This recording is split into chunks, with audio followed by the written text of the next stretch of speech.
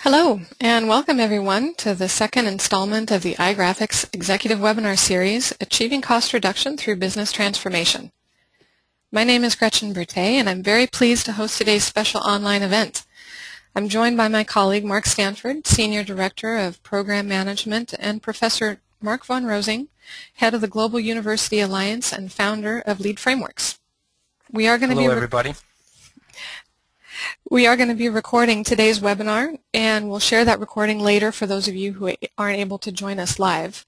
So if you have any questions during this session, just enter them in the GoToWebinar questions window, and we will answer them at the end. So thanks again for joining us for today's event. This is going to be the second session, as I mentioned, of our Executive Webinar Series on Innovation and Transformation. This series is designed to explore concepts that are meant to enhance your way of thinking about how your organization creates value, optimizes performance, and improves business outcomes.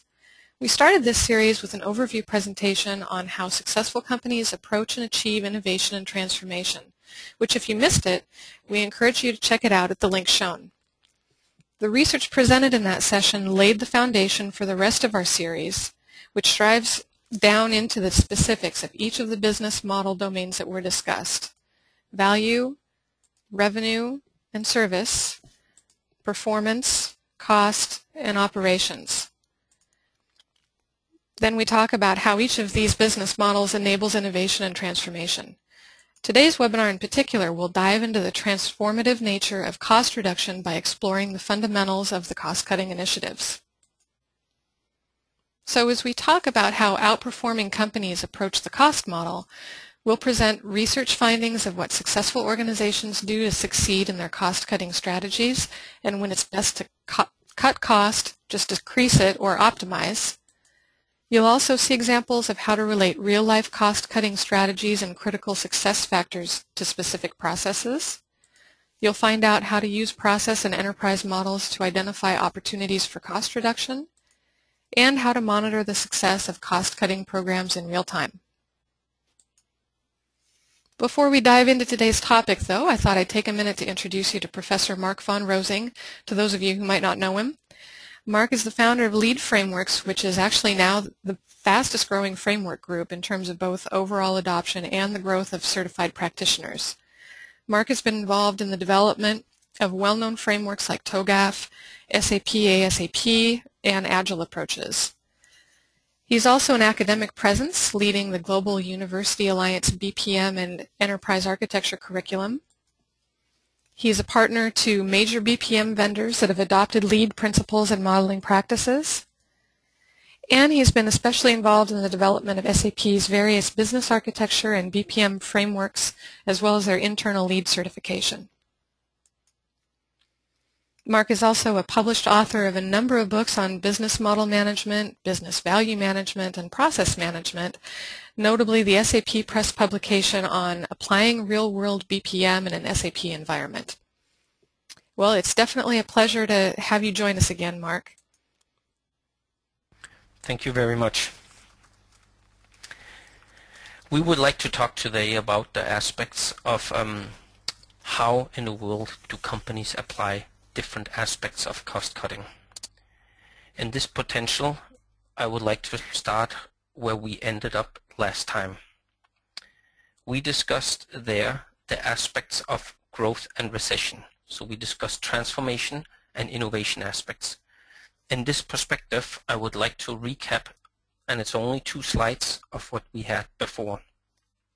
It's kind of to pick it up where we already left off last time.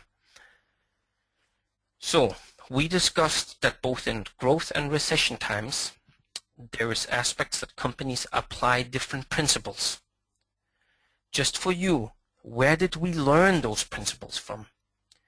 For those who did not see the last sessions, it was from studies where close to 1,800 CEOs and close to 3,000 business leaders representing all major countries and industries. This is a research we have done over years.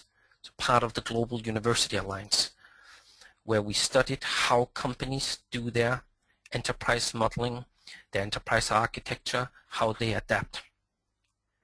One of these findings was what we shared last times in terms of their transformation and their innovation. We saw that cost modeling is one of the most and the oldest modeling disciplines what companies have used, followed by service modeling, then revenue modeling, adapting their revenue model, then performance model. Value modeling came then to it, and changing the operating model. This session is about cost model, as we know. We see that cost modeling is both mostly applied in downwards times. We do, however, see right now that both companies who are doing good, they apply cost disciplines too. So not necessarily recession cost cutting as radical, but they apply principles of cost cutting. So the summary, and that's the second slide we wanted to show up from last time, which Gretchen already showed as a principle. We have 6 main aspects. It's kind of like, if you would see it, it's 6 areas companies they use to adopt the way they do business. That can be their revenue model, meaning how they sell, how they bring things out. It can be their value model, their value proposition, the value to the customer. It could be their service flow, meaning the service model. Or it could be their operating model, meaning how they integrate things, how they standardize things. It could be their cost model, or their performance model, typically BPM principles within here of performance model. So, from last time we discussed that on the top 3, value model, revenue model, and service model, there is mostly applied the principles of innovation. So when companies want to innovate the way they do business, they work with those 3 aspects. While when companies want to transform what they do, meaning they have something existing, it's mostly the operating model, their cost model, and performance model. Please note you can obviously interlink it both, but this is where we saw the most organizations applying these principles. So, having seen that and having understood that, we will focus today on the bottom one, on cost model, which Gretchen already introduced. Let's jump directly into it. For this, our examples will be around government. And if there's any one of you among the listeners who have the wish that we take on the next session one of your industries, send Gretchen or myself an email and we will take it up to vote. We will see where the most comes in. In this case it was government. So feel free to write in if you want a specific example in your industry. In this case we took government, and let's consider this is the government decision-making flow. So we will handle decision-making within the governments. As you can already see here, we are taking one where there is a Congress. I do realize that close to 80% of the rest of the world now say we don't have a Congress, we have a parliament. Again, if you have a different government set up, you can send us an email and I can send you the example where it would fit to your way of doing government. So, in this case, however, the value chain view would be we have a Congress, the decision-making flows between the President, how they work within the Congress, the Chief of Staff, the Cabinet, the directors, and the departments. This then applying it to how the government actually has their literally operations. So there, obviously, this is a high-level summary. This is actually called a value chain view, high-level business model view. So you see tax and revenue management, government programs, the grant management, the social services, social security, the service delivery, and obviously the citizens' experience, which is the end result, what the government delivers to the users, to the actually the people consuming the services from a government. That's us, the citizens. In addition to that, we have lots of supporting organizations and departments within governments.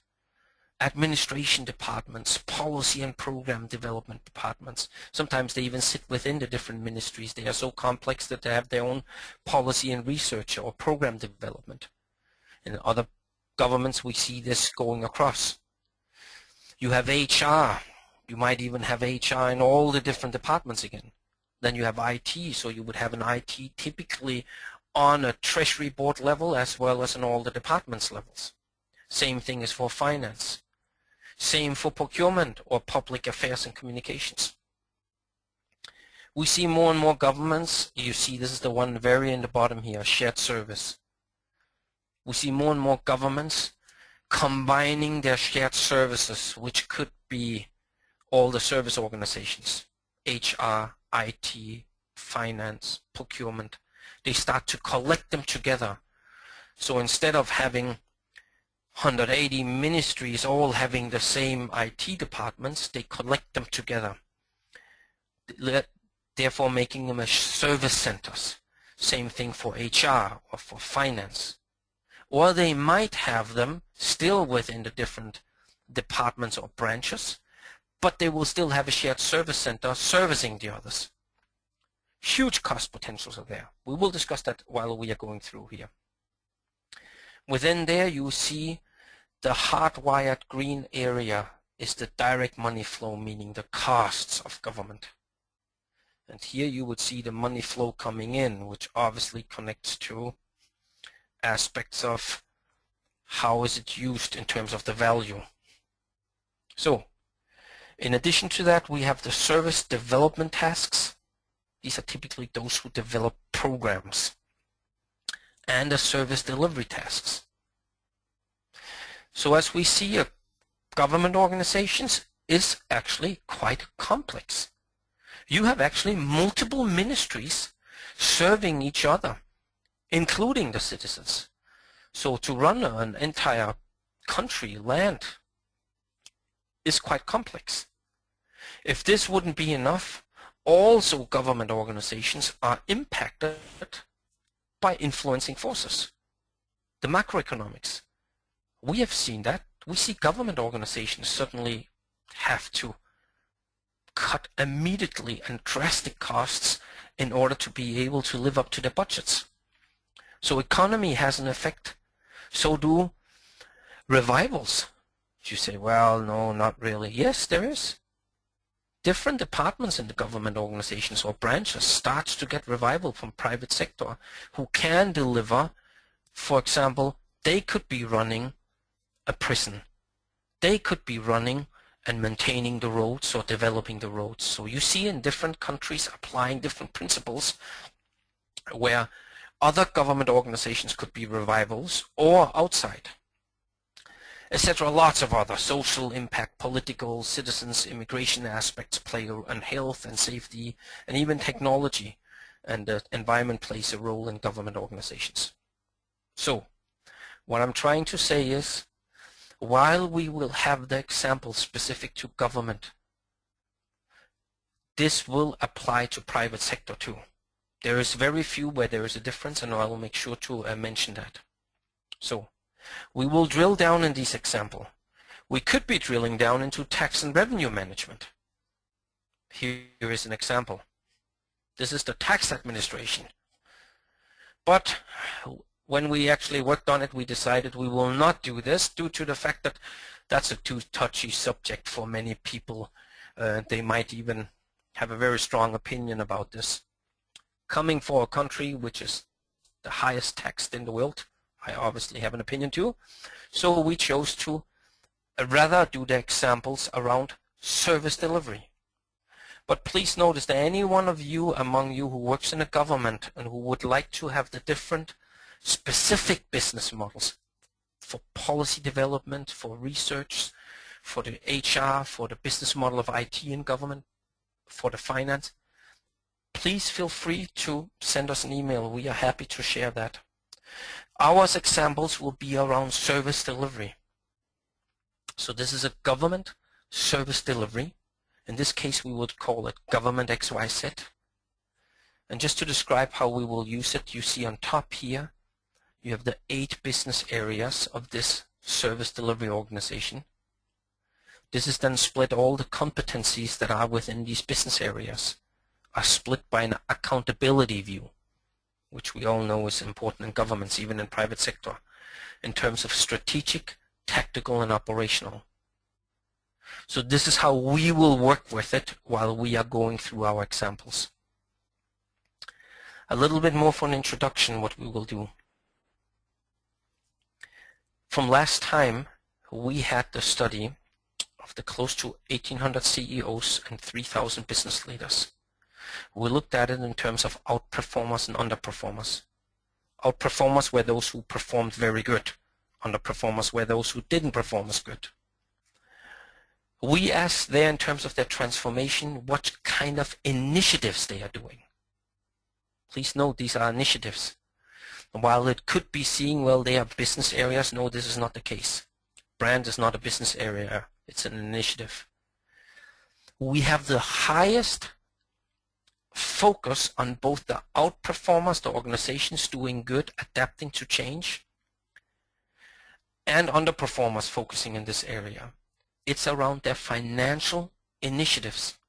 On the financial initiatives, it could be understood cash flow, could be understood finance optimization, it could even be financial standardization, as well as cost cutting.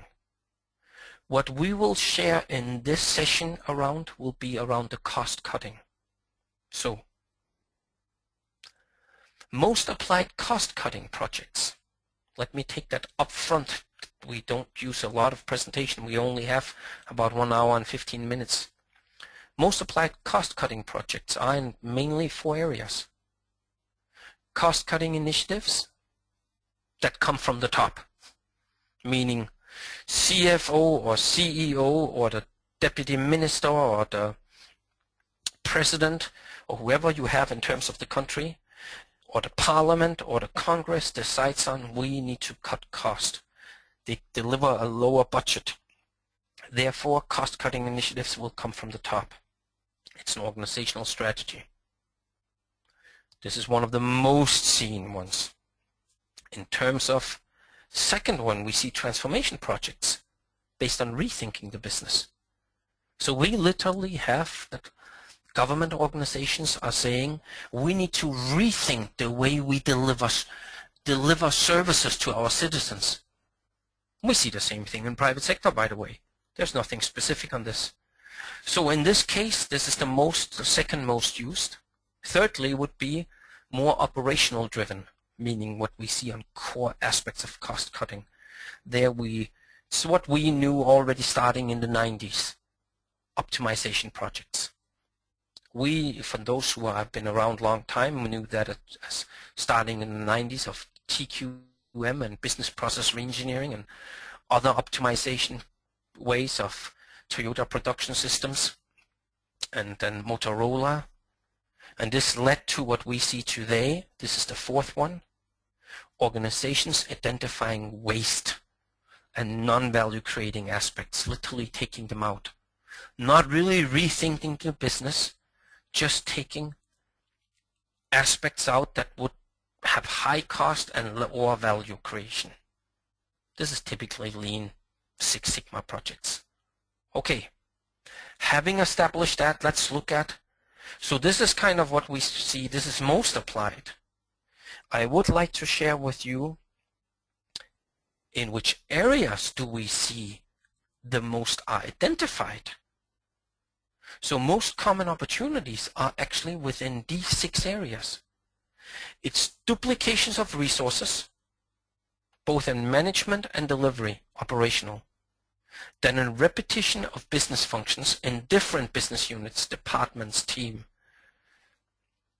I mean, doing the same thing, delivering a similar task, a similar aspect, but not realizing, and that's the third point too, delivering a similar service, but not realizing it.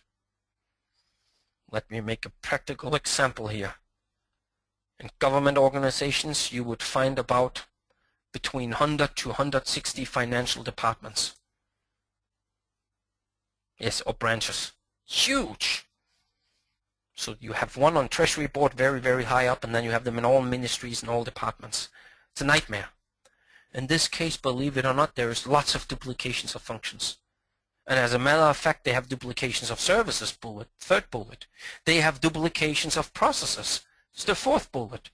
And what is much worse is they have lots of replications of information and data, and they don't have it in one place. So they actually create a nightmare for reporting and measurements, which they then need to manually audit and report on and see back. Yes, I worked with lots of government organizations where it's even worse. They would have dozens, if not close to 50 or 60 or 70 ERP implementations just covering those financial systems, and none of them are integrated. That's the difference in terms of private sector. You would never see this because literally that could not work. You have created your own nightmare. The last bullet, huge aspects of cost saving, unused software licenses, modules, functions, systems. While we will not focus all of our examples on this, we will mention it because there's a huge potential within here. So we will bring it a little bit through the example, and I think Gretchen, she will pick it up in the very end as well. So, having mentioned those, what is the most common opportunities, let's take a look at worst practices. Yes, lots of text. I am very sorry.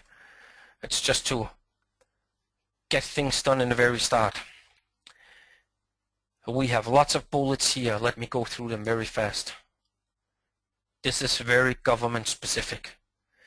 When they do focus their resource cost cutting, they do it on our operational resources, literally forgetting other roles like management and support staff. I've worked with multiple governments where you actually then, when you look at their reporting lines, you would suddenly see normally a team leader should have 4 to 6 people within them. A manager should have 3 to 4 or 5 teams, or at least 2 teams, depending on what kind of area.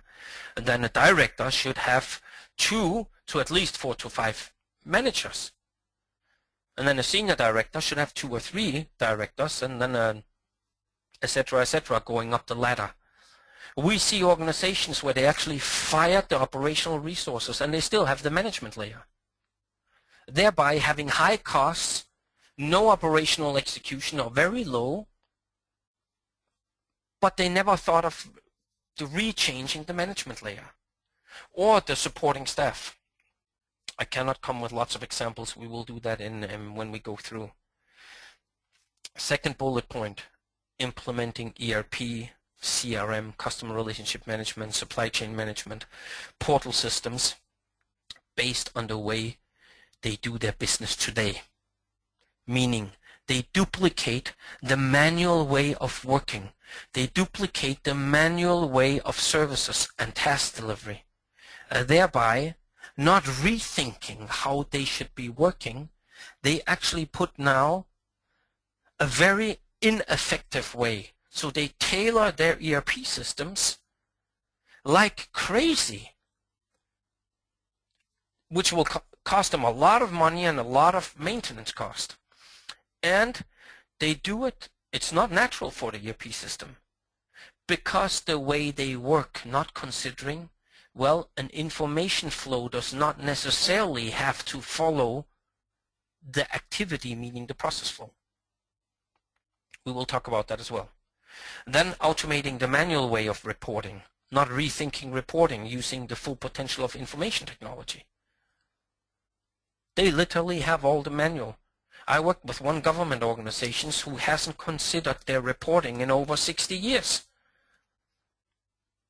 And they actually automated in the systems the same way. I guess one does not need to be a very genius or high educated to really realize, wow, that will be a lot of work and is very ineffective.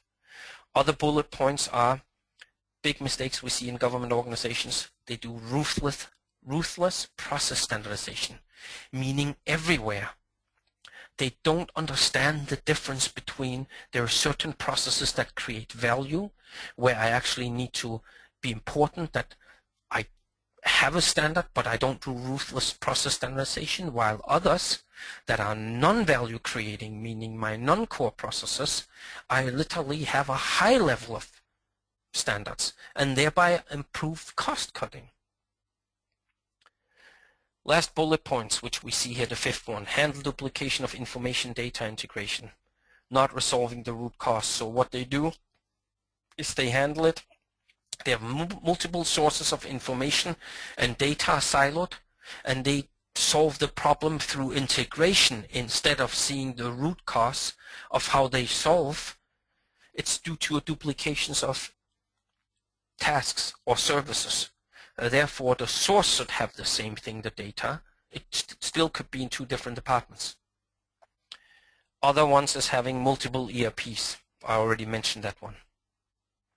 Then not linking cost-cutting strategies to the different branch departments, specific objectives, meaning critical success factors.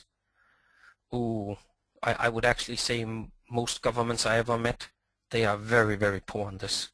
So they gets down from Parliament or Congress. They actually need to implement the strategies are clear. It gets down to the different treasury boards. It gets to different branches. And right now, it's not applied to the critical success factors there. They just kind of spread it to whatever. They don't know even. Therefore, that's the second last bullet, not relating strategy and objectives to specific business services and processes. Therefore, not knowing where should I cut cost, where is it smart to cut. And since they don't know this, in governments, the most applied cost-cutting strategy is actually the bullet number 1, firing the operational resources. They should, however, rethink the way they do business. That is the hugest potential for cost-cutting. Last bullet, not having any cost reduction measures, thereby entirely missing the opportunity to really monitor, evaluate, and control the transformation. So they can't see it through. They don't know if it becomes a success. We discussed that in our last web session. That's one of the reasons why 86% of transformations, this is what the McKinsey study and many other studies that we showed proved, 86% of transformations do not become something, do not have success. Why? Because of the last 2 bullets, actually the last 3 bullets. So we will concentrate on these last 3 bullets, how to do it right. For this, we want to share straight away, these are the 5 most applied cost-cutting strategies. And there is a difference between cost efficiency, meaning this is something I already have. Now I make it more efficient use of it, thereby not applying more cost. Then cost reduction. This is a cost I have and I reduce it. Then lower risk, meaning cost governance and compliance aspects. Optimizing things. And then strengthen the growth, meaning increasing the profit. In this case, it would be increasing different aspects like onboarding. If you have a government organizations, you could actually have more taxpayers check the things. That's one of the few things that could fit to government. I already showed here, this is one of the last slides before we come to some of the practical examples. We see here the objectives. These objectives is what Mark Stanford from iGrafx will show in the tool how to link. So we will both see the strategies linking together and then linking it to objectives of how to make it happen. How this works is what I want to show very short on a basic principle. Most of you have heard of something called a strategy map. So if I would have cost efficiency, this would typically be owned by the CFO. So if you have RACI or RACI, depending what people call it, you would have the owner here of a chief financial officer. He has certain critical success factors or certain objectives he will apply in order to make cost efficiency an effective way of reducing the cost. In this way, you actually see that improving cash flow is a cash flow aspect, while efficient cost utilization is something you would have to evaluate and audit. So you will have a cost legend down here that we are using throughout the whole aspects. And then you have strategic KPIs or other objectives you can relate to it. So you might even have two objectives. So let's take a look here. Efficient cost utilization. This could be the CIO, the Chief Information Officer, the IT department. They could have a better integration of legacy and new solutions, thereby having efficient cost utilization, thereby doing the cost efficiency. Or they could have diverse, low utilization IT systems. Literally saying, okay, this is too low, this is no more good. Or saying, this is too high cost, we need to have something more stable that brings us lower cost. So, the same thing we have for cost reduction. Same principles. Or decreasing the cost. You might even apply multiple aspects here. In decreasing the cost, we would have here, for example, reducing the license cost. This would both be a CFO and a CIO perspective. In this case, there would be lots of initiatives identifying software license costs and how to reduce it. Consolidate or outsource logistics or distributions of the different systems, meaning not only having government organizations do it anymore, or each department could maybe even consolidate it between different departments working together who have similar aspects, etc., etc. Optimize operational cost. Looks like this. So, what we will do right now, I will hand over to Mark Stanford, who will literally demo what I've shown in iGrafx. In this case, he will use the enterprise modeling. We have had lots of questions from last time where it's done. So this is in the enterprise modeling aspects of it, and he does the strategy modeling. So, Mark Stanford. Hello. Well, I'm excited to team with Mark again in the second webinar of our series. In today's demo, I'll show how an imaginary government XYZ uses the cost-cutting principles described by Mark to reduce call center costs while maintaining high customer satisfaction. I'll do this in 3 stages, or phases. First, using the leading practice reference framework in iGrafx, I'll define a cost-cutting strategy map. Next, I'll relate and align the strategy map to the government business model perspective and process model view. I'll finish by showing how the cost-cutting strategy map identifies proposed call center improvements. The enhancements are analyzed, implemented, and finally monitored continuously.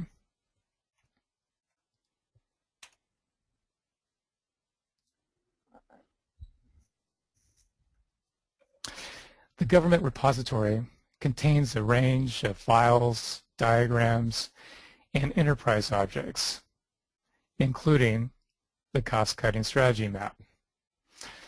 Strategic business objectives are hierarchically organized with the critical success factors that support them.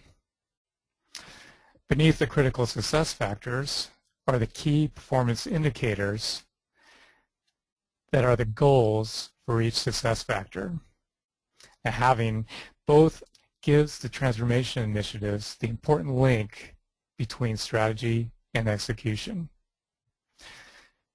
This strategy map is easy for business teams to enhance and modify. Simply specify and insert business objects where desired.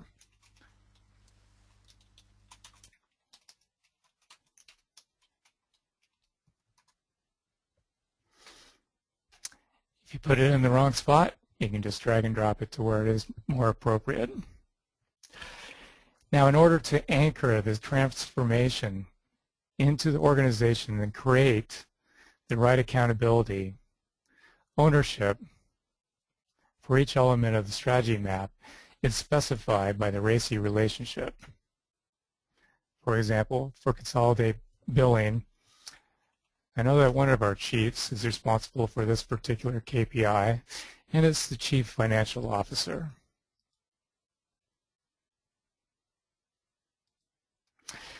To get a comprehensive ownership picture and identify any ownership gaps, a RACI matrix can be generated at any time to show all the strategy map responsibilities.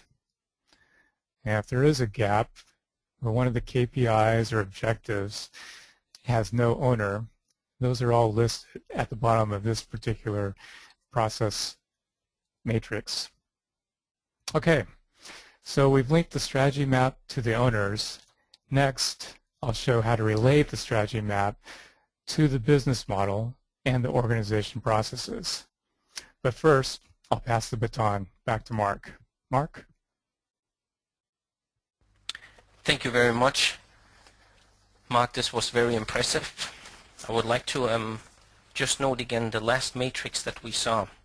So not only that we saw the aspects of strategies being able to be put in, you could relate them to each other, you could relate different owners to it, you could have critical success factors, meaning goals, objectives that relate to the strategies, and maybe even one goal supporting two, or one goal objective and critical success factor supporting two strategies, just the same way we showed it here. Then you have the owners.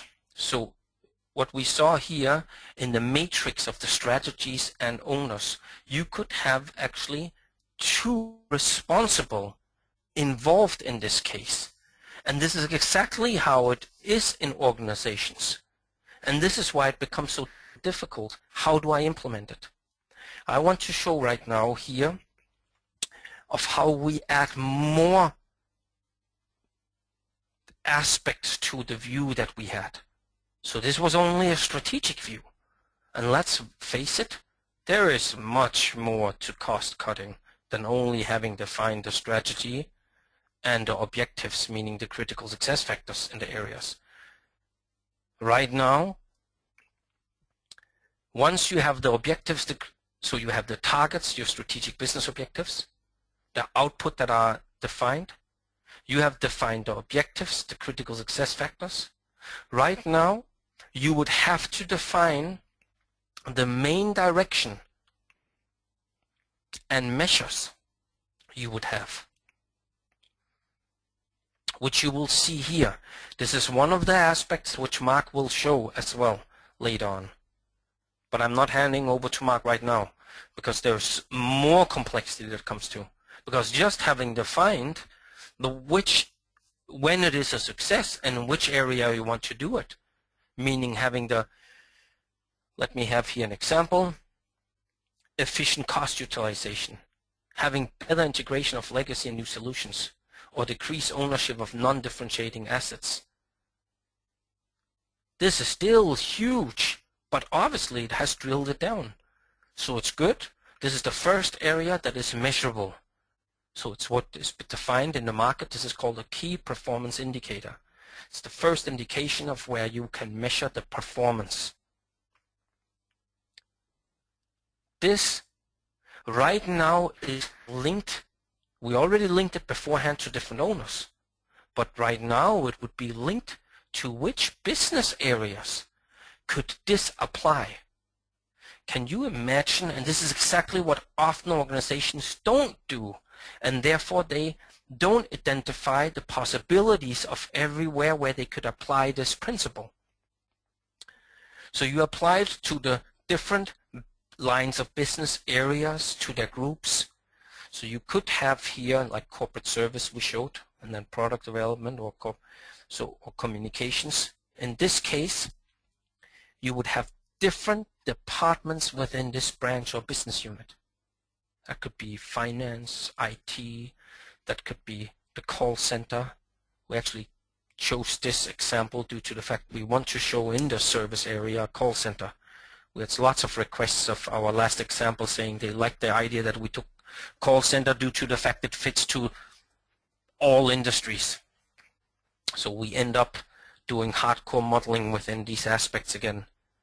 Or it could be fitting to service offerings, service strategy, etc. So, and so if you go down, you have even more operational competencies, thereby resources and skills and areas involved.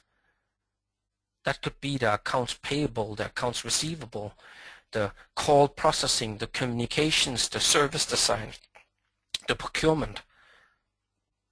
So while we are drilling more and more down, we are identifying where can this be applied, in which area, where, and how should it be measured. In addition to that, the next level, now it becomes smaller, I'm sorry for that, we would zoom in to the process areas, meaning saying these are the process areas involved, these are the process groups, these are still categorizations, but these are then the processes. Now in this case you would have multiple part processes involved. We are showing here one as an example. And then you have the process activities. Let me read out loud the first line in the case it's shown too small on the screen. So we have cost efficiency, efficient cost utilization as objectives.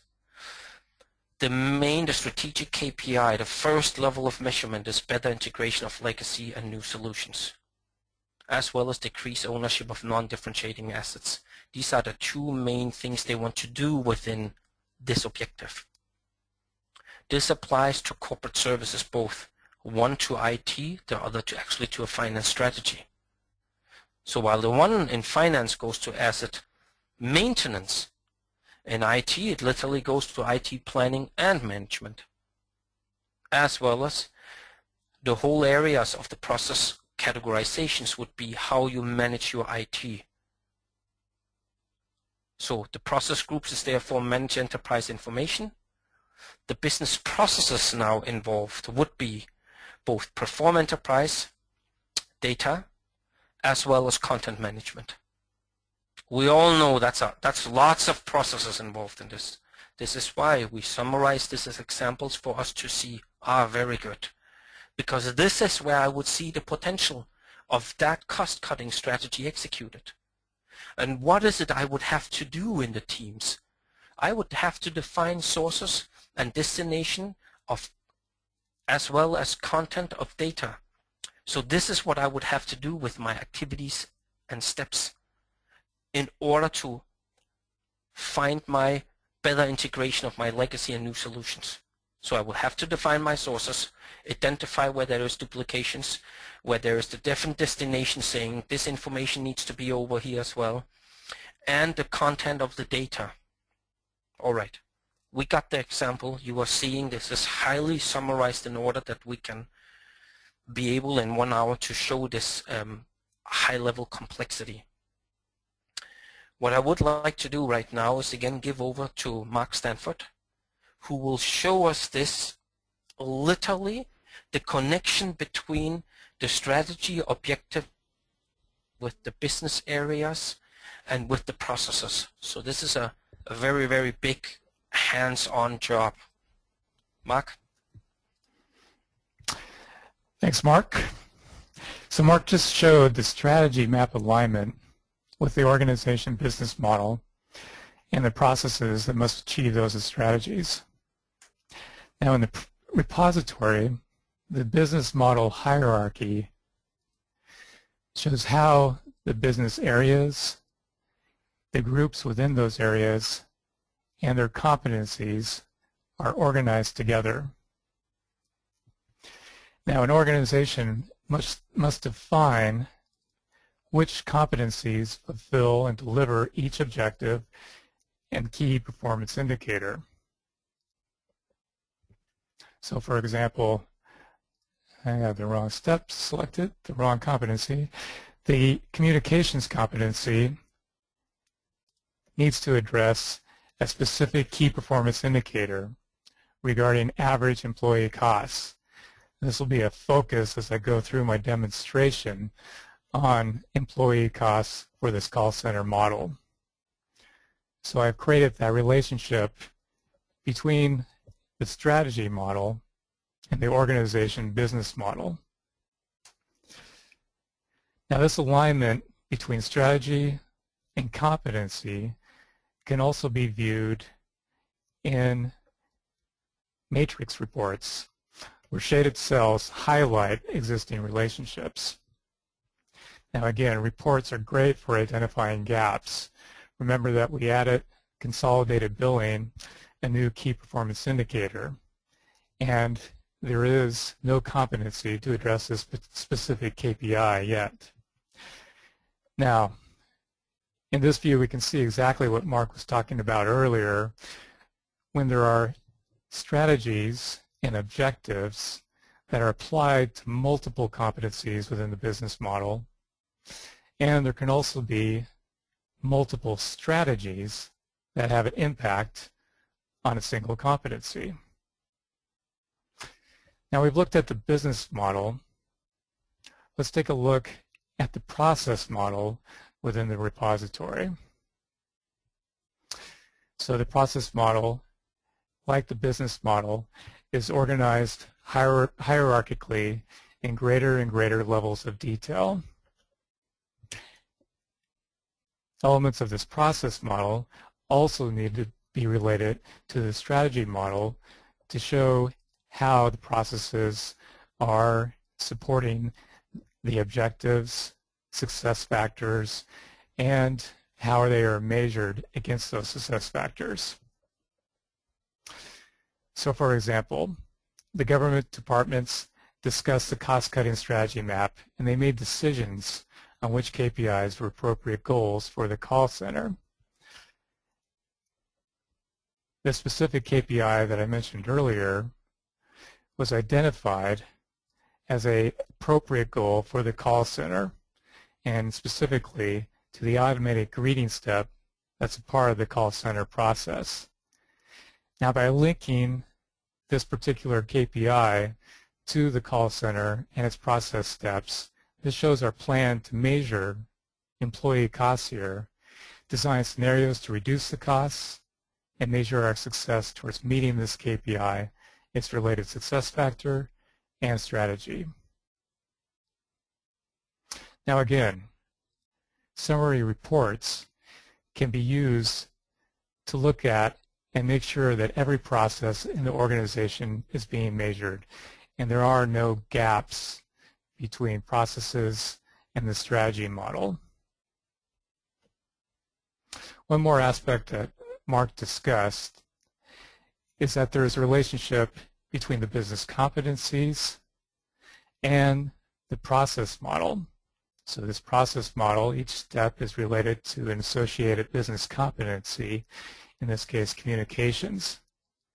Now, with the relationships in place in both the business model and the process model defined, the organization can work in either the business model perspective and improve their competencies, or work in the process view and improve their activities. So when I return, I'm going to design a scenario for meeting our cost-cutting goals. But I pass the baton back to Mark. Mark?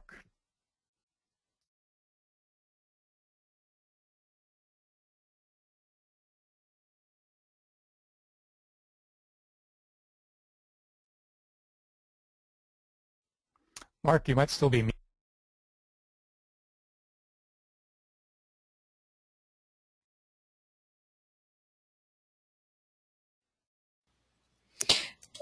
Mark, we're having a hard time hearing you. Can you check your microphone?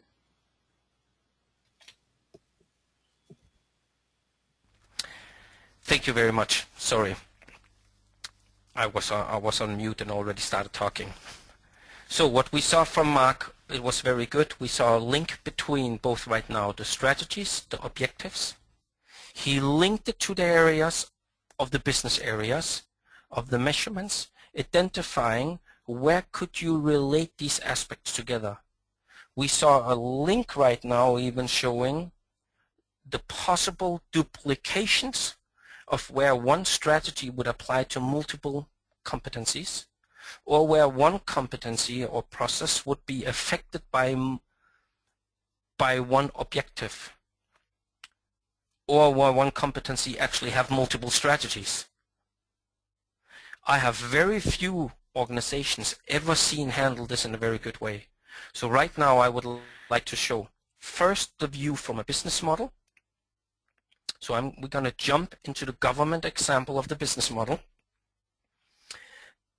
Then we will relate it to the strategies, identifying therefore, and then start sorting what we want to look at, and then relate it to the business processes, and then go into the notations view.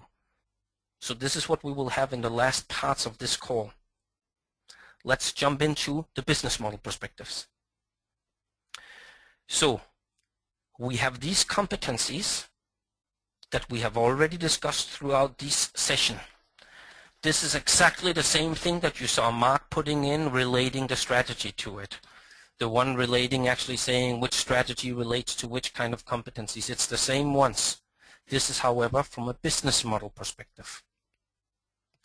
If we take a look right now and apply the principles that we have learned throughout the sessions last time as well of transformation principles, we could apply right now both revenue aspects, value aspects, service, performance, operating model aspects. Obviously this session is about cost modeling, so I'm applying right now the cost modeling legend. This is to see the opportunities from the strategies.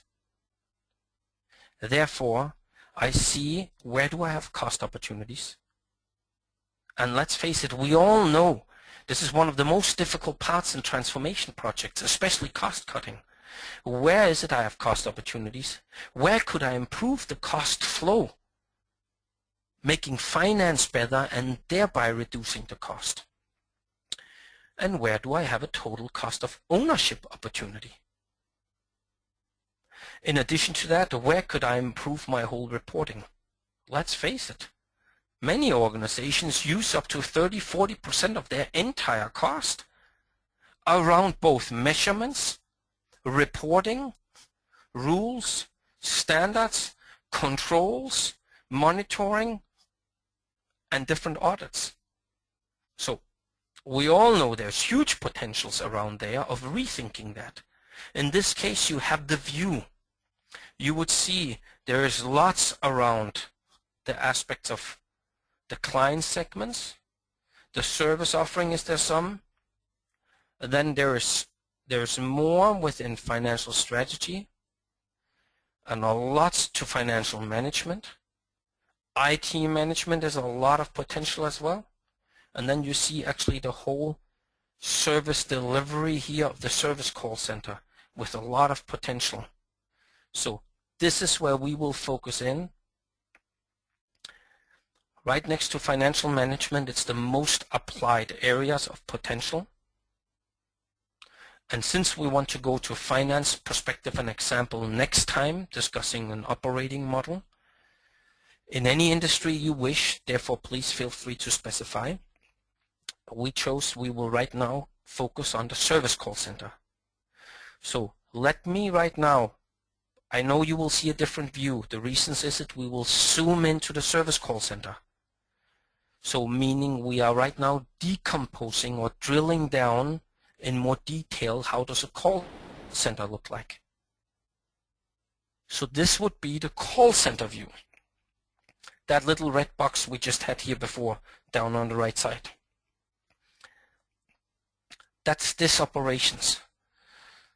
Most organizations and governments around the world have huge call centers or service centers. So let's take a look here. We have, in this case, different opportunities here. Some of them actually even in the channel. So right now it cross-touches other modeling aspects to improve the cost.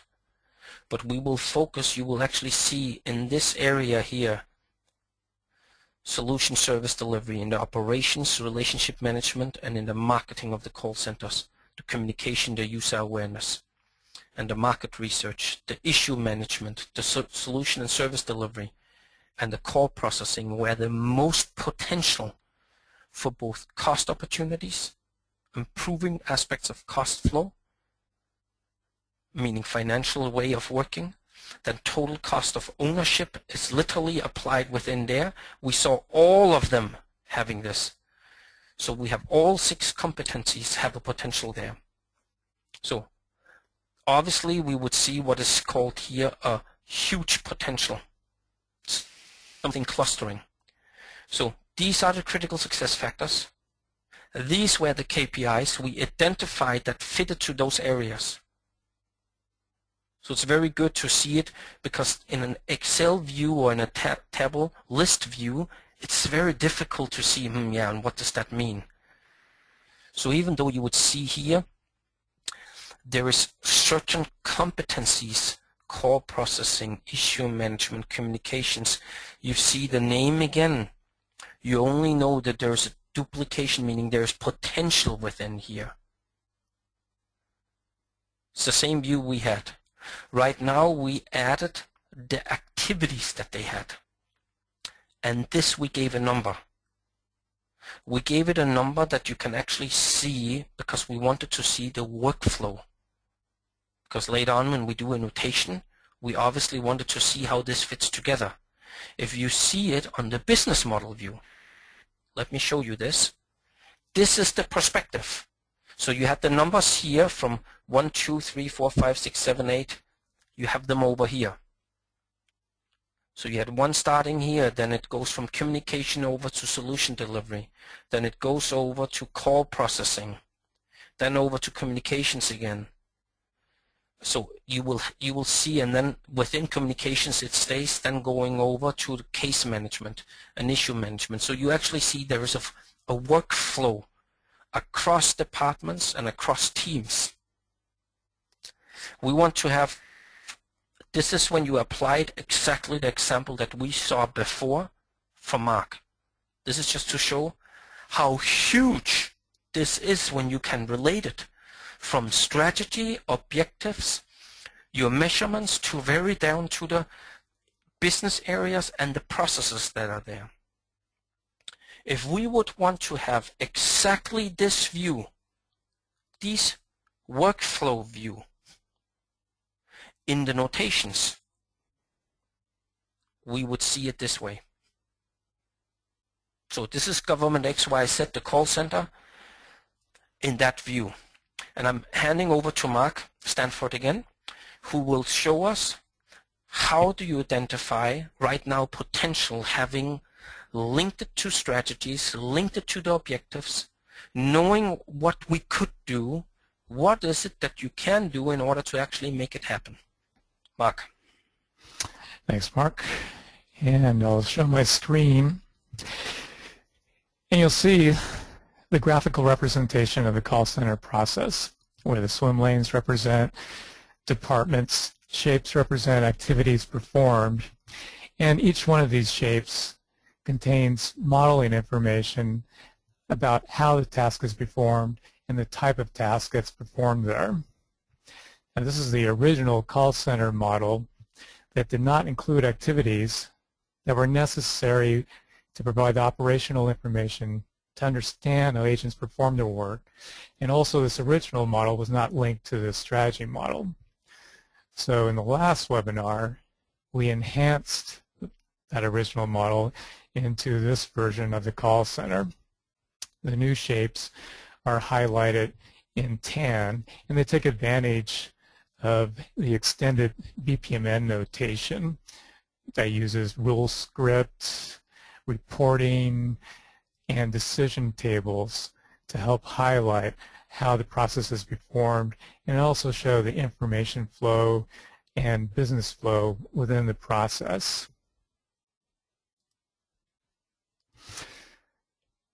Okay.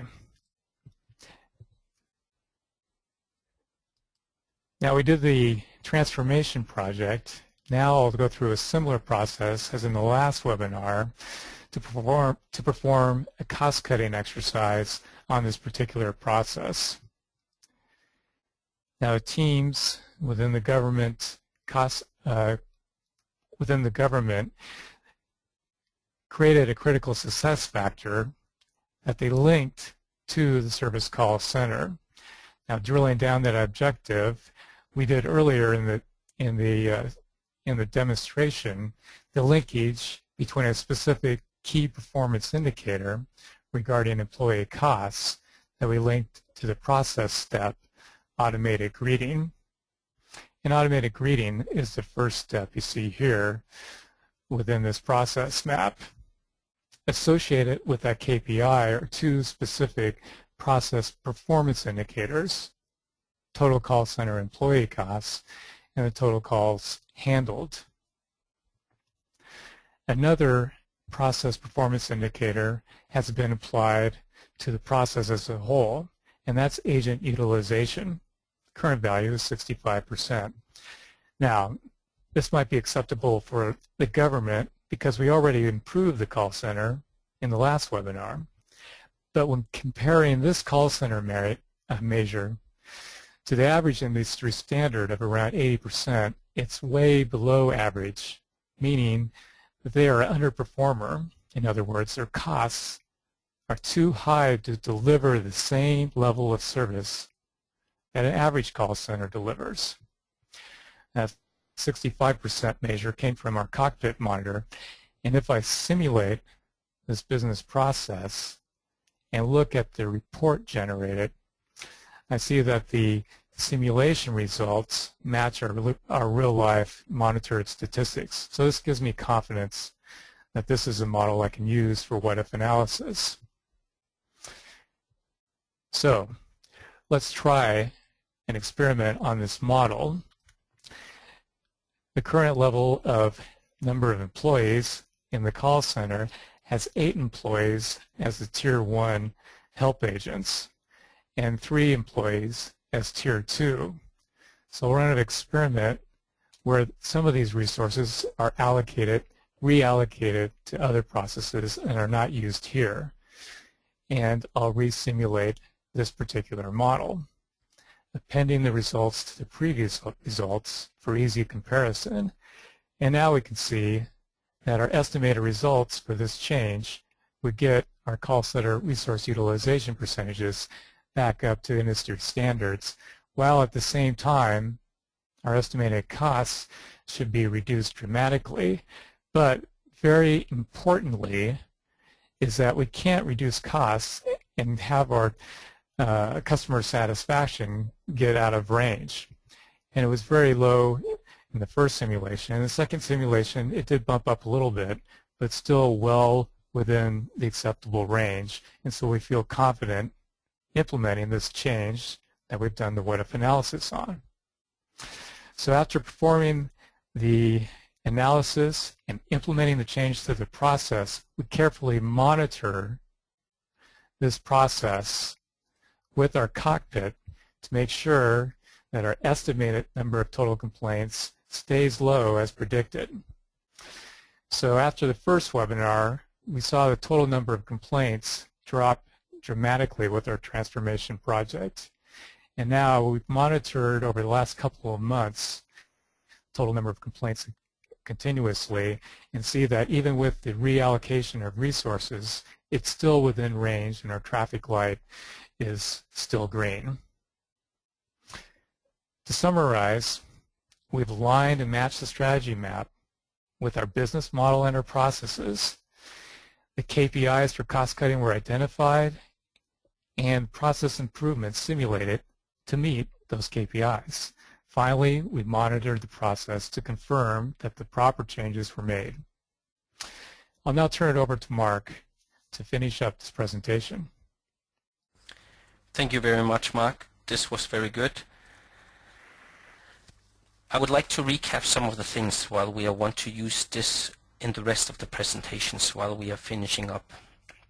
So, what is it that we have gone through right now?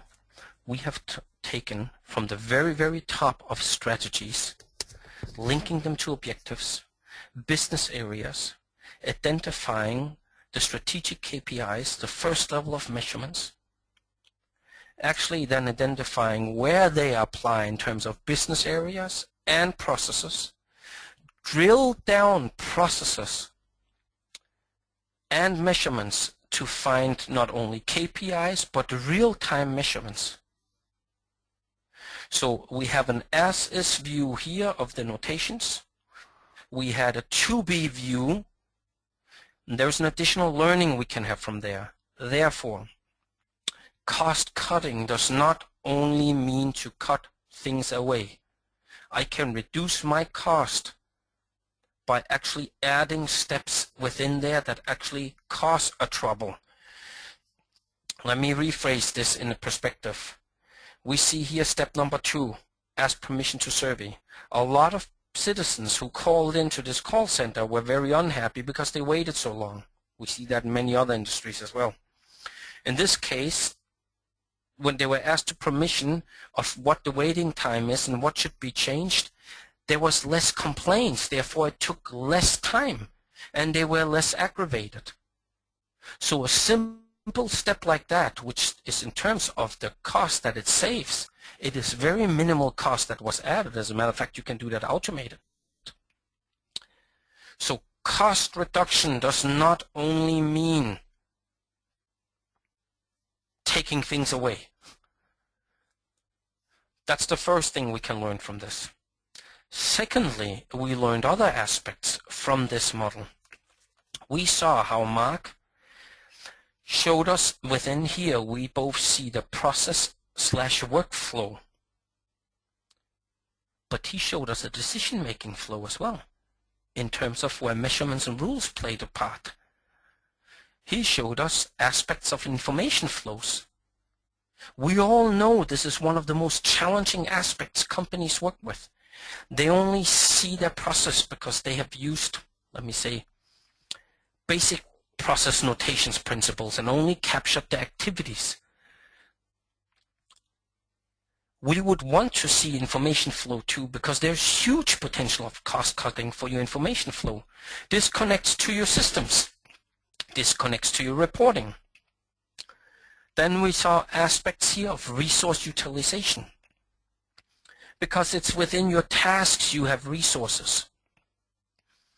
He actually showed a real-life example doing agent utilization within it, then comparing it to industry-leading practice and best practice of how to do it to see if they are within the parameters that are acceptable or if they have too high cost. Let's face it, many times organizations even are missing any aspects of what can I compare it to. In addition to that, we saw the aspects, what the benefits is of linking both the objectives, competencies, key performance indicators, and your activities together. You can link all of this together for reporting in terms of real-time decision-making.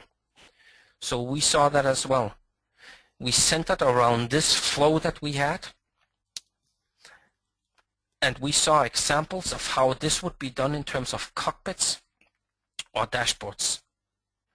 Because we did not have much time, and we will concentrate our next session around the aspects of rules, modeling, reporting, compliance aspects, I just would like to state, just for the things that we know, if I want real-time information, I need real-time measurements. I must measure within the process. This information would be found within a cockpit. If I relate them to my real-time measurements, to the main goals, directions, meaning the main measures, the first time the level of strategic KPIs I can measure. Relating these together is my first aspects of dashboards. Relating it with the objectives, I move higher up in the hierarchy of decision makers viewing this. And if I link it literally to the strategies, I would start to have scorecards, which most of you who know a little bit about balanced scorecards or scorecards would say, ah, yeah, I see. So this links very much back to full of, in this case, then linking both information flow, activities, linking it to the strategies and the goals, and having measurements. So we are coming to our conclusions and our main learning points. So we are saying the best way to go about cost cutting is from the top. However, you need to link from the top to the critical success factors, meaning the strategies to the objectives. And then you need to relate them to the business areas and your processes. The last three of these mentioned points are mostly not done, especially the last two. Then we have the biggest source for cost cutting are our mentioned 6 areas: the duplications of resources, functions, services, your processes, meaning activities, the whole aspects of informations and data, where you have lots of duplications due to the fact of the top bullets. And not to forget what we already mentioned a couple times, the unused software license, modules, functions, and systems. We will have examples and other calls on this, how to do it in the operating model, because this is a huge potential for cost cutting. Furthermore, we have to identify opportunities is within one, look at the resources with all of this and make sure you see it from the process view, not only from a strategic view. My personal recommendation to you, and that's one of the reasons I am in this web session and I'm using my time, because I am not hired by iGrafx. I'm not getting paid for this.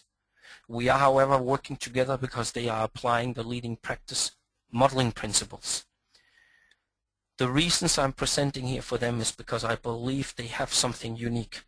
My recommendation to you, if you are using in your transformation projects, you have to use a tool. My personal one, I don't care which one it is, but make sure the following: that your process tool has a repository. If it doesn't have a repository, you cannot relate it to other aspects. In addition to that, the meta model of that repository must be able to not only link to the normal BPMN notations, meaning tasks, roles, automated services. It must be able to make a difference between a manual and automated service. It must be able to link to rules. It must be able to link to strategy. I know many of you have never seen it before, because I have not seen any other being having the ability to do this as well. And this is not hocus pocus. That's the reasons why we thought of showing it. So, last bullet, make sure to have real-time measurements.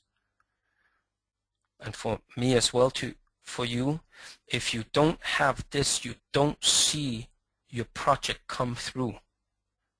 Remember what we started with in this session and actually ended with in the last session.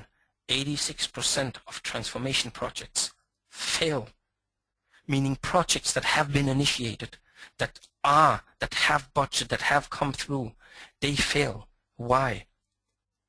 Mostly because of this. They don't identify the areas where to do it. They therefore don't get the wished output.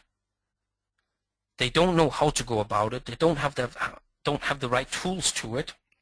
Or have multiple tools which don't integrate to each other, which is a whole nightmare in itself, which gives me high cost and low maturity. And the last bullet is they don't have measurements, so they can't control it. They can't see it through. That would be our recommendations. I know it was only, in this case, 1 hour and 10 minutes, but this is as much as we could cram in that 1 hour and 10 minutes. I'm giving over to Gretchen, who will kind of go what some of the next steps, what are some of the things we can give you or help you with to move on in some of this.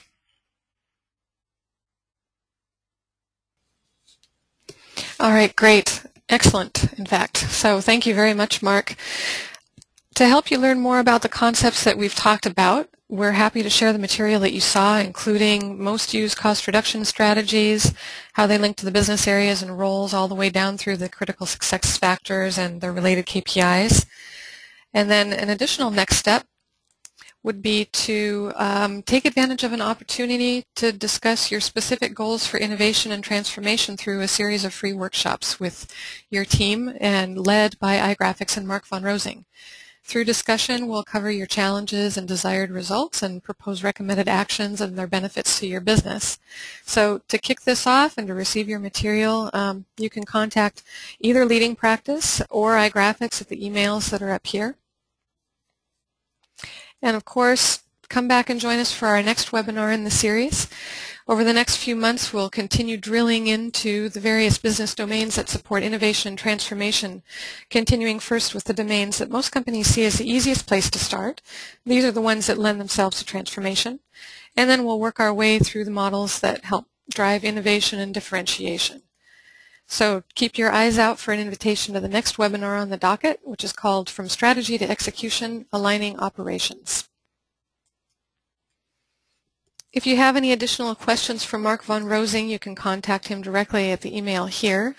And just a note, later this month, Leading Practice is holding their annual conference to learn all about lead frameworks and leading practices. So if you're in the area or if you have the ability to head over to the Netherlands, be sure to check that out.